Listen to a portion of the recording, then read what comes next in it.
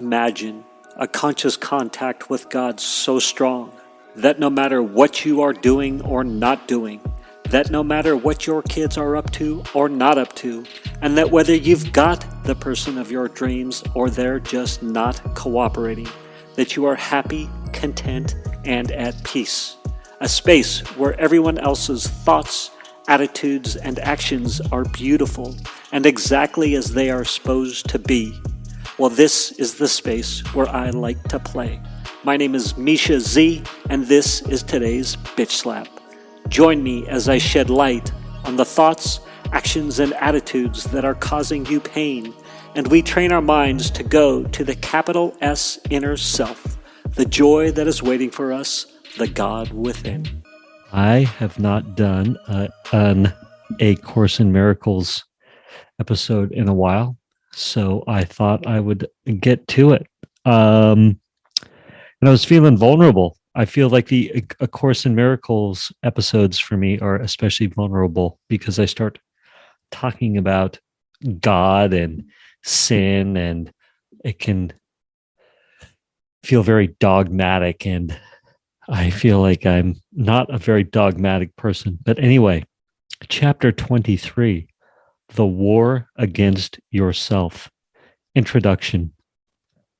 And much of what A Course in Miracles talks about is that sin is an illusion, that sin is not real, that I am not sinful, that you are not sinful, that all of us, everybody, and this is the rub, everybody, even the people that you think are sinful. And there are going to be people out there who we are like, well, I'll speak for me, where I'm like, how could that not be sinful? What that perhaps warlord did, or, insert tragedy here that someone perpetrates. And we're all one. So we're all one. The illusion of separation. But anyway, so there's no sin because we're not separate. And sin is not true. I'll stop there in regards to whatever. You get it. All right. Anyway, the A Course in Miracles drops the word sin often, or uses the word sin often. So I went ahead and thought I'd look it up. So here we go. The definition of sin, according to Webster. Sin, 1A, an offense against religious or moral law. I thought that one was kind of boring. 1B, an action that is felt to be highly reprehensible. Yep, that one makes sense. There are perhaps things that people do that I would say that is highly reprehensible. And so the point is that the more we can realize that sin is an illusion, the better if we feel about ourselves, the better we feel about others. And ultimately, if we think that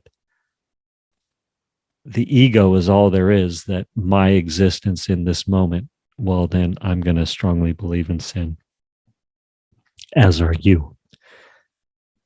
Sin, 1C, Webster, an often serious shortcoming or fault. And I'm going all in on this idea that there's no sin. I'm like, all right, can my God be big enough that there is no sin? And I was thinking of it this way, that if there's an executioner coming to get me, can I smile at him as he opens the door to the executioner's room? Can I believe that there is something greater, more, something beyond me? That's an intriguing question, I think. 2A, a transgression of the law of God. That's pretty heavy. 2B, this is my favorite, or at least when I was writing all these down, it was my favorite. Webster, sin, 2B, a vitiated state of human nature in which the self is estranged from God. I love that. We feel separate. And so I was like, well, what does vitiated mean? Vitiated, Webster, 1, to make faulty or defective, impair. 2, to debase in moral or aesthetic status. Or 3, to make ineffective.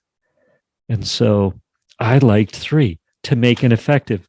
An ineffective state of human nature in which the self is estranged from God. How awesome is that? I love that. That's like, wait a minute. When I'm estranged from source, from God,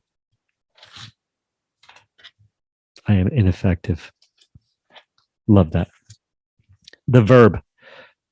Sin, the definitions of sin before were a noun, more nouns. Verb, sinned, sinning, to commit a sin, to commit an offense or fault. And I love the idea of that we're all God's children, everybody. And so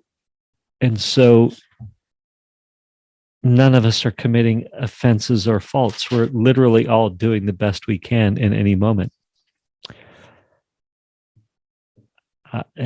It's a stretch. It's going to be a stretch for some people. It's a stretch for me. 2.4, sentence 2.4. It is as certain you will fear what you attack as it is sure that you will love what you perceive as sinless. And I thought that was pretty fancy. I love that. So you are feel what you it is as certain you will fear what you attack. So you're attacking people with your thoughts, your words, your ideas, right? If we think people are sinning or committing faults, we are judging them. We are thinking negative thoughts about them. We want them to be different.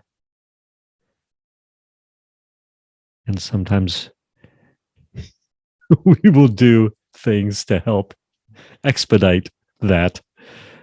But anyhow, it is as sure that you will love what you perceive as sinless. So how about that? If I can look upon people as sinless, I will love them. There's no way around it, according to that sentence. So that's kind of fun. I was just checking time. I'm trying to be cognizant of my 8-minute episodes. I think I'm on 7 minutes, not including intros and outros. And I also had myself. It is certain you will fear what you attack, as it is sure that you will love what you perceive as sinless. And with the idea that I project what I see in somebody else, I am just projecting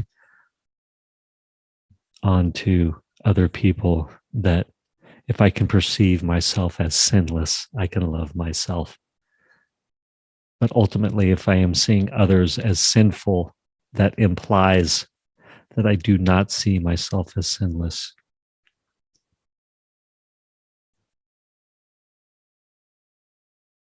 And here's a big thought that I had. If I'm projecting, right, what upsets me, I'm just projecting onto people. So bear with me. This is going to be a big thought. If I look at a murderer and think they're bad, it's because I just fear death. I am afraid of death.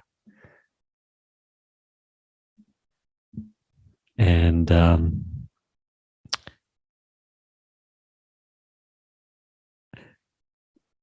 think about that for a minute. If I was convinced or convicted or had internalized that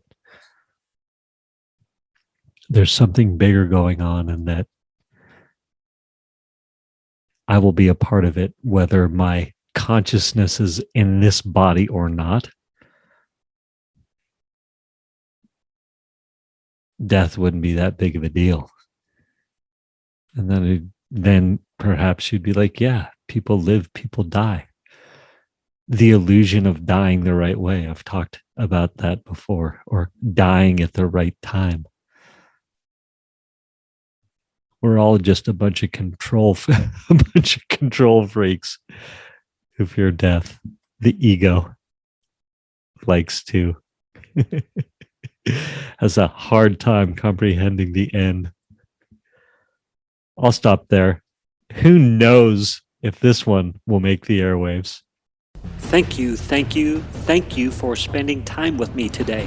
As someone who is committed to growth and service to this world, I so appreciate your willingness to come with me, go within, and serve our world through change. If you found value in this podcast and you know someone who can use this message, share this episode with them. Share it so our mission can be achieved one episode at a time. And of course, subscribe so you can hear more. And lastly, for more resources on what has helped me on my journey and can help you on yours, go to belove.media/resources. That's BELOVE.media/resources. Thank you again for listening.